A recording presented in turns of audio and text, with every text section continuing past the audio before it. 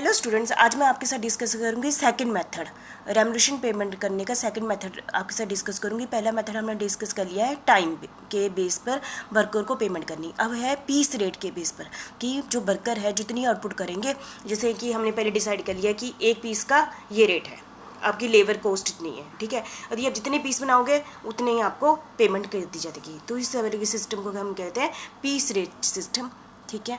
तो piece rate system क्या होता है? Workman is paid to according to the quantity of the work done, कितनी क्वांटिटी का काम किया है, and the time spend by him in the factory is immaterial. मतलब ये कोई मतलब नहीं है उन्होंने कितने घंटे काम किया है, सारा दिन किया, ओवर टाइम लगा, जो मर्जी किया, उन्होंने जितनी आउटपुट की होगी, जितना मटेरियल बनागा। जैसे उन्होंने एक चेयर बनाई तो एक चेयर का हमने फिक्स कर दिया कि हमने 100 रुपया देना है आपको, 5 चेयर बनाई तो 500 रुपये दे देंगे, जितना काम किया उस हिसाब से उसकी पेमेंट कर दी जाएगी। The wage rate is express in term of per unit of output, पर जॉब और पर वर्क ऑर्डर, ठीक है। तो टोटल बेजिस किसी होगी, टोटल आउटपुट जैसे 5 चेयर बनाई multiply by basis rate per unit, एक चेयर का रेट 100 रुपया होगा तो 1 की टोटल बेजिस, ठीक है। तो ये आपको क्लियर होगा पीस रेट सिस्टम किसे कहते हैं, ठीक है। ओ का मतलब क्या है? आउटपुट। आर का मतलब क्या है? Rate of wages per unit of output, ठीक है।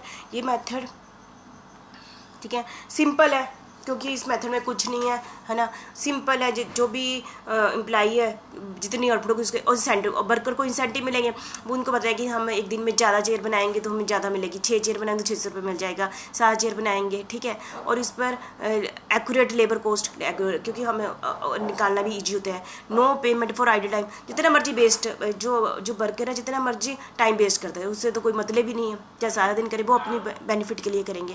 Proper care and use of machine and tool, proper care and use of machine, है ना, वो अपनी मशीन की भी प्रॉपर यूज़ करेंगे, ठीक है। लेस अटेंशन टू क्वालिटी, इसमें क्वालिटी की तरफ ध्यान नहीं दिया था। इसका ड्रॉबैक क्या है? क्योंकि उनको पता है सभी वर्कर ये लगेंगे हम ज़्यादा से ज़्यादा क्वांटिटी आउटपुट करें, वो क्वालिटी की तरफ ध्यान नहीं देंगे, ठीक है। अनइकोनॉमिक यूज़ ऑफ मशीन, है ना, क्योंकि उनको फटाफट होता है कि हम ज़्यादा सामान बनाएं तो वो मशीन का प्रॉपर यूटिलाइज भी नहीं करेंगे। No guarantee of minimum wages, यहाँ पर कोई गारंटी नहीं है कि आपको इतनी बेजिस मिलनी है, काम करोगे जितनी आउटपुट होगी उस हिसाब से आपको बेजिस मिलनी है, ठीक है। और डिससेटिस्फैक्शन अमंग इनएफिशिएंट वर्कर, जो इनएफिशिएंट वर्कर है उनके क्या होते हैं, वो क्योंकि वो इतना कर नहीं पाते, उनको मिल नहीं पाता तो वो डिससेटिस्फाइड रहते हैं। और Divers effect on workers health, workers की उनको होता है कि मैं ज़्यादा काम करूँ, मैं ज़्यादा आउटपुट करूँ, जिसके कारण उनकी हेल्थ पर क्या पड़ता है? नेगेटिव इफेक्ट पड़ता है। मतलब पीस रेट काफ़ी जगह के लिए अच्छा भी है, एम्प्लॉयर के लिए काफ़ी, थोड़ा कुछ पॉइंट के हिसाब से ये थोड़ा ठीक भी नहीं है, ठीक है। ये किस सिचुएशन में ये हेल्पफुल है piece rate system?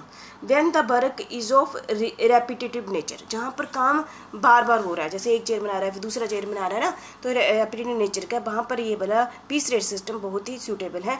Way the measurement of work is simple, जहाँ पर काम को मेजर करना बड़ा ही सिंपल है। एक चेयर बना दी, हम उसको अच्छे से चेयर को एक बार देखेंगे कि ठीक बनी हुई है, चलो जी मेजरमेंट, जो आउटपुट है उसको मेजरमेंट करना सिंपल है, तो ये वहाँ पर ये सिस्टम ठीक है। Where the quality and precision और output is not very important, जहाँ पर क्वालिटी इंपॉर्टेंट नहीं, क्योंकि फटाफट बनाएंगे तो क्वालिटी थोड़ी होगी, वहाँ पर क्वालिटी इंपॉर्टेंट नहीं, क्वांटिटी इंपॉर्टेंट है, वहाँ पर ये वाला मेथड बहुत ही इंपॉर्टेंट है, ठीक है। Where strict supervision is not possible, देखो हम कहते हैं सुपरविजन करना बहुत ही मुश्किल है, ठीक है, क्योंकि हमें आपको पता है कि हम नहीं कर सकते, है ना। तो पता है कि आप वर्कर को फ्री छोड़ दिया, आप आउटपुट करो, उस हिसाब से आपको पेमेंट हो जाएगी, ठीक है।